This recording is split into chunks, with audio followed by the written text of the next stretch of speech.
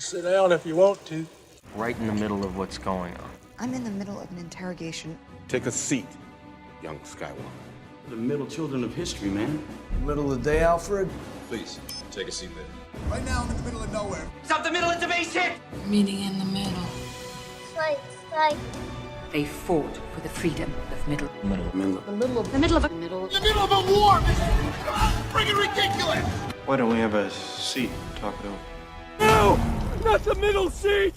When you need a minute to look it over, it's time for a freeze frame. This show is designed to pause and take a quick look at a different movie each week and see how it holds up with a closer look.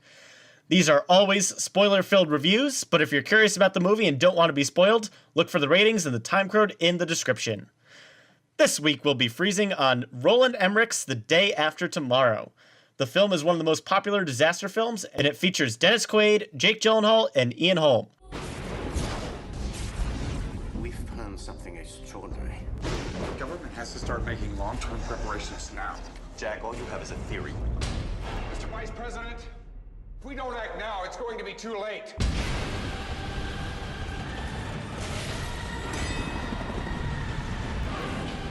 The storm is just gonna get worse. What should we do?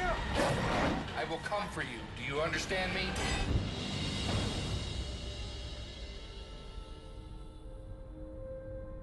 The movie focuses on several stories following a global ice age after several extreme weather disasters. So boys, what did we think about The Day After Tomorrow? Is it a tornado of action or a boring drag moving at glacial speeds?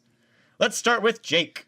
So I haven't seen this movie in years opposed to this past weekend. It's been a very long time. I remember I thought it was good when I was, very little. And then when I saw it, I sat on it, and I came to realize that it was better than Geostorm, which we just reviewed on our full-length podcast. I like it better than Geostorm. But the only parts that I really actually enjoy of this movie are the two actual disaster parts. The disaster in LA and the disaster in New York, I think are executed really well. Other than that, it's not all that great. It doesn't hold up as well. It's just, too much dialogue, not enough going on in between the disaster scenes. I think our attachment to the characters is better in this one than Geostorm, but that doesn't say a lot. And I think Dennis Quaid, his character with his science-y kind of stuff, he explains it pretty well and makes it a little more interesting and believable. But it's still just overall not that great of a movie. All right, how about you, Drew? I'm going to kind of echo everything he said there. The movie has, especially coming off of Geostorm, which I didn't even think the effects were good in that. The effects here are very good. And the big disaster set pieces do have a sense of scale and a sense of danger that Roland Emmerich really is one of the only directors that can really handle that. The problem is, in all of Roland Emmerich's films, all of the problems are the same, whereas the rest of the film is completely dull. The dialogue is wooden, the characters are only as interesting as the stars playing them. I do think Dennis Quaid is the highlight of the film. Even Jake Gyllenhaal here, who I think is probably one of the best, if not the best actors working today. He's kind of just meandering along here. He's clearly not engaged with this material as much as he has been in the future, if we're talking about when this came out, and in the past, if we're talking about now. It just, that the sequence in where they're stuck in the New York Public Library, it had been a while since I'd seen it, and it feels like that sequence goes on forever. Once it hits that big sequence in New York, which I agree is impressive, it just drops off like a snail's pace. It is a slog to get through the rest of it. It's too long of a movie. It's not as interesting as it should be. And yeah, it's really a textbook example of style over substance. Yeah, I think the key thing with these types of movies, if you like disaster movies, you're going to like The Day After Tomorrow, you're going to like 2012, you might even enjoy Geostorm, but they all follow the same formula. Emmerich here knows that just seeing a city get destroyed doesn't make for a good movie. So he figures out, all right, we need some emotional attachment here. Let's have different characters in different locations have to experience this, so that way we have something for the audience to root for. But because these global disaster movies need to focus on so many different locations, we don't get enough time with each character. And there's only so much that you can do. This movie tries to go more for the survival aspect of the disaster afterward for the second half of the movie. And I agree, it doesn't work. It takes way too long. It's not engaging. And because we've only spent a little bit of time with each of the characters, having to sit through and watch them be the suboptimal characters for an extended period of time doesn't make for a fun movie. That said, the effects are fun. The disasters are fun. Other than that, there's not too much that this movie has to offer. Yeah, I was actually pretty surprised at how dull it got in between some of the action scenes, because this is a pretty well-renowned disaster movie. It's kind of a lot of people's go-to when they talk about this kind of genre. So upon rewatch, I was interested and kind of intrigued to see what I was going to get from a second time around, and I was pretty surprised that I felt the way I did. I mean, I actually disagree. I think Jake Gyllenhaal's okay. I think Dennis Quaid is fine. I don't like Jake Gyllenhaal really? at No, all. I think he's in okay. this. I think he's Really? horrible. I don't think he's horrible, but I think he's bored. At times, yes. But I think he engages sometimes. I think it's more of an issue of writing than his acting, if I'm being fair. But I can't get behind his character at all. He's supposed to be a smart guy, but his entire emotional arc is about this girl and surviving. And it's not fun for me to watch, and it's not engaging to watch. And he's kind of cringy in a lot of parts that really irks me. And I think you nailed down what's most important about, like, what the most important thing that you need to get right in these disaster movies. Because, listen, the characters are always going to be thin. But the best of these disaster movies can channel the star power that's in it and make it accessible to audiences. Like, use the star that they've cast as a really good audience surrogate. One of the better ones is not a good movie. I'm not saying this is a good movie. But San Andreas does a really good job of putting The Rock at the forefront and making him an engaging person to follow. Not an engaging character, an engaging persona. And this movie almost has that with Dennis Quaid. Almost. It never has it with Jake Gyllenhaal for me. And that's really a big problem. 2012, which is a 16-hour-long movie to start with, had that with John Cusack.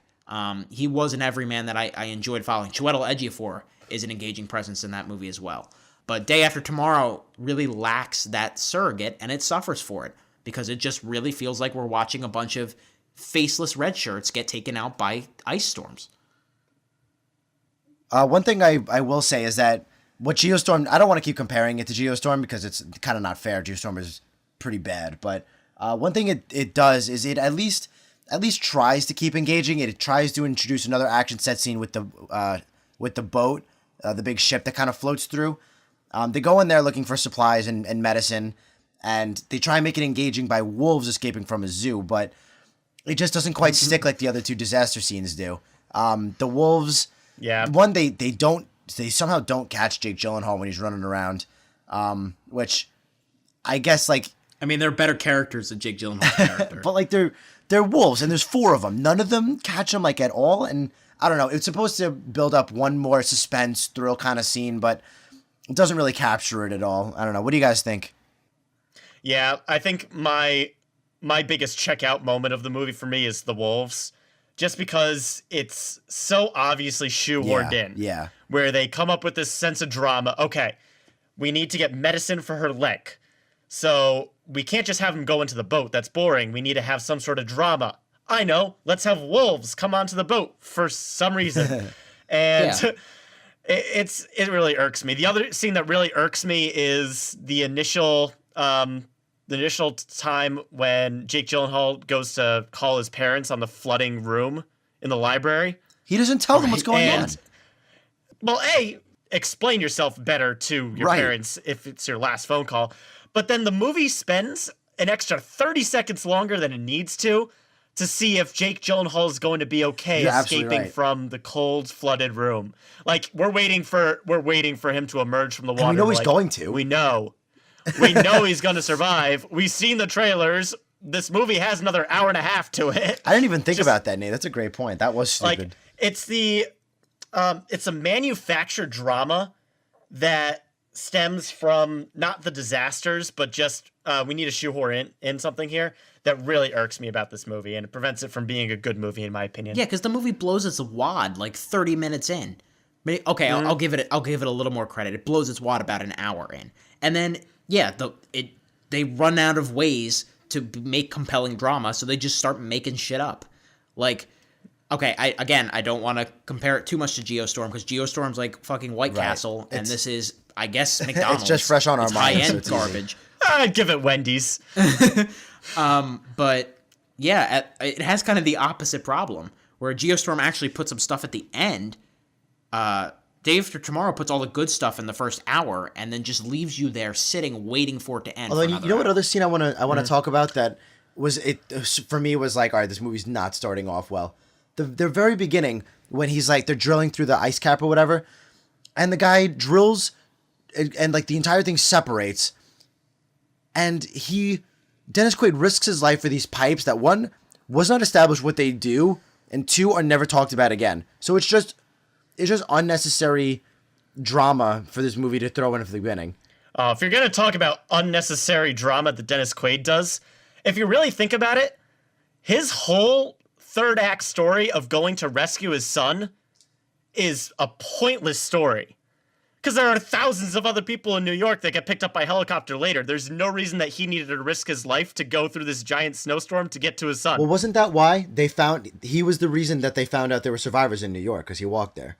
They were going to fly helicopters over there anyway at some point. It's New York. Yeah, I gave that a pass, because I thought he was the reason it happened. He needed to help his son fix that F he got in that one class because he was smarter than the teacher. Yeah. So that's my biggest complaint plot-wise about the movie. But let's get into final thoughts here. Drew, on the seat scale, what would you rate The Day After Tomorrow? Damp lawn chair. It's not worth your we were talking about how Geostorm might be a cable movie. This one is a little more excusable putting on in a Saturday afternoon and watching the first hour. But once it hits that New York sequence, there's really no reason to go back to it. It's a dull flick. It does a lot of visually cool things and then wraps it around with nothing. It's like a pig's in a blanket with an actual pig inside. Nobody wants that. Huh. Interesting. All right. How about you, Jake? I'm really, really torn between two ratings, because there are some good parts to it, and it's not like, I wouldn't say it's a bad movie per se, but it's definitely not a good movie either. It's just a couple good parts. So I want to give it like a wooden lawn chair, or like a soggy wooden seat or something like that. It's worse than middle of the road, but I wouldn't quite call it bad. You know what I mean? He's cheating. I will do that. Well, if Jake's gonna be the middle person on this one, I'll give this one a wooden seat. I think this film has some entertaining moments, but it kind of fits that definition of a wooden seat almost perfectly. It can't hold your attention through the whole movie. It has some pretty glaring holes, but it is the quintessential disaster movie. So if anything else, you watch this movie to figure out if this is a genre you like. That's actually a good point. Yeah, I can buy that. So I'd give it a solid middle, a wooden seat. I'm not a huge fan, but I can't deny that the stuff that it does well, it does well. And the stuff that it does bad, it does just as bad as every other generic action movie out there. So that'll do it for this week's episode of Freeze Frame. If you want to get in touch with us, please like, comment, and subscribe to our YouTube channel, The Middle Seats. We're also on Facebook and Twitter at The Middle Seats. And feel free to email us at themiddleseatsshow@gmail.com if you have any questions, comments, or suggestions. Anything you can do to help the channel grow is greatly appreciated. So, for Andrew Roget, Jake Hensler, and myself as Nate Lungarini, we are The Middle Seats. Keep that seat warm, and we'll see you soon.